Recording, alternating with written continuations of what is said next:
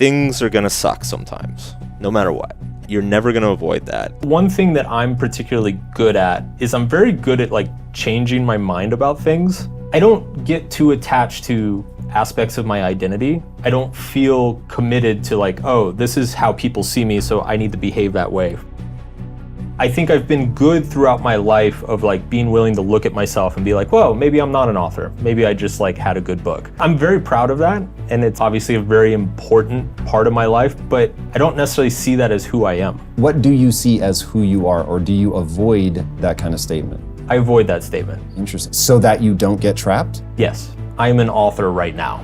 And if that one day it stops being useful being an author, I will stop being an author. I think if I have a talent, personally, I think it's just the ability to kind of like swap labels within my identity. And I think being able to observe myself do that is what allowed me to write well about these topics. How do we make it easier for people to implement behavioral change, whether it's through apps, whether it's through video courses, whatever. That's kind of like become the problem I'm like zeroing in on at this stage of my career. What's more valuable to the world? Is writing a book that affects 1 million people a little bit, or 10,000 very profoundly? Who's to say which one of those two things is better or more important, more valuable? So it's about finding a vision that can kind of bring both of those things together. It's about being realistic about who you are, where you are, and then also having making a solid decision about like what is better in the world, what is a worthwhile pursuit. You know, I do think there are ways to manipulate our level of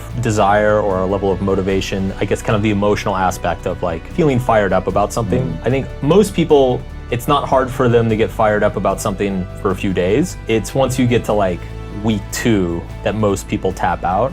I think people underestimate how influenced we are by our surroundings and our environment. We all know we're capable of doing so much more than we actually do, but the only way you can really tap into that is to just overcommit. Like just overcommit yourself and you just find a way to do it.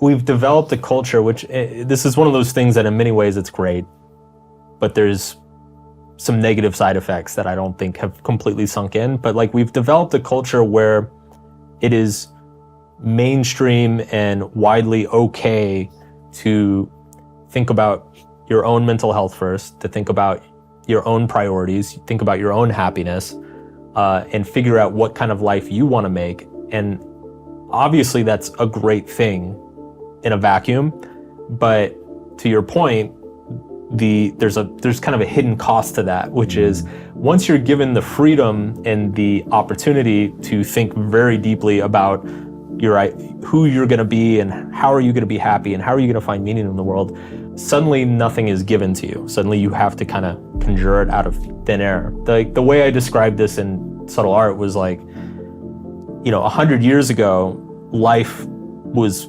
objectively worse. Like it sucked. Like you were probably a subsistence farmer somewhere. You're probably in a war or a famine or a depression. Jesus. But when you're living, but 100 years ago, it was always very, very clear what your purpose was, what the goal was, what the meaning in your life was. It was to survive, don't get shot, don't get killed, and grow enough food to feed yourself and your family.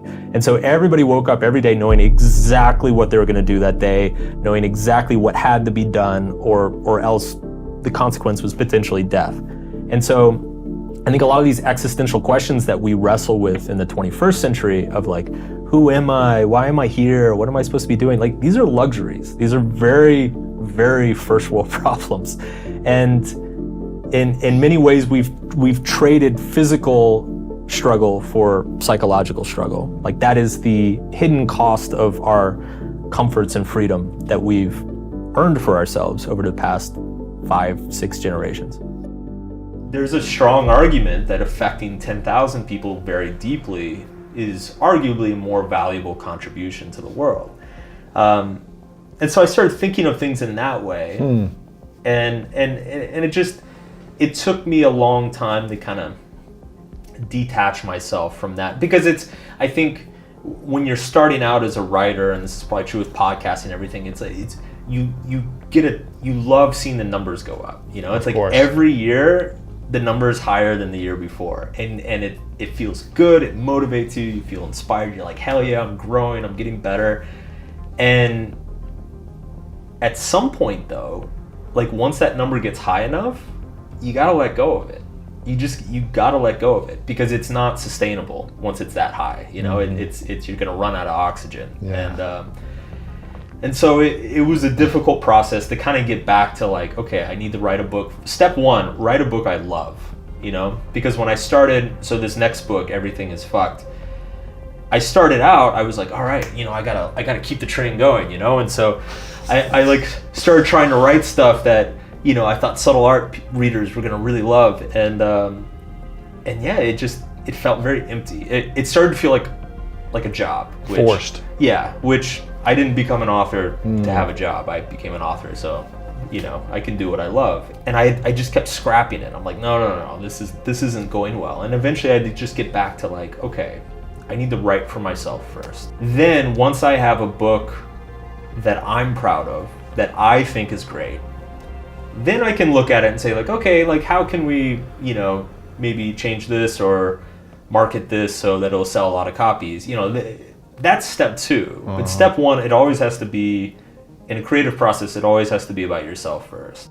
There is a certain level of depth of meaning when you have shared a decade with somebody and you've been through the best times and the worst times with that person. You've had joy with that person, you've had pain and fear with that person, and you're still with them and they've watched you grow through that and you've watched them grow through that. Like, that is so rare and special, and it is, you can't replicate that in any other way.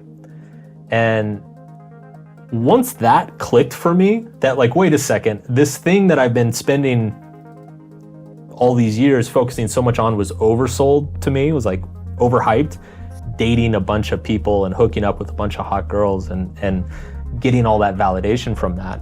And this thing that most people complain about, which is marriage, is totally undersold to me. Like the joy and the meaning and the impact of like, you know, seeing my wife accomplish something in her business that she's been working 3 years towards, and watching her stress through it and giving her support and giving her advice, like watching her succeed in that moment, like it's so much more impactful and meaningful than like the best one night stand I ever had. Like it's not even on the same, you know, you're not even in the same territory when you compare those two things. That revelation was like so profound for me. And I'm a little bitter that like that message isn't, like I started wondering, I'm like, where was this message when I was 20, right? Like, because when I was 20, the message was, no, dude, you need to bang as many girls as possible and never settle down. And, you know, because that's like what a high status alpha male does, or, you know, whatever the thing was back then. And that was fun for a couple of years, but like, it doesn't serve you well long-term. I have intentionally kind of been an advocate for classical monogamy and marriage, because I think it is, in this day and age, it is underrated. I'm a big proponent of just vulnerability in general. That applies across the spectrum. So our private relationships, our public relationships, professional relationships, everything. And the thing that makes vulnerability so important and so powerful is that it creates a transparency and a trust between everybody involved. You know, when you're willing to expose your weaknesses, or at least be honest about them, it helps people know that you're dependable.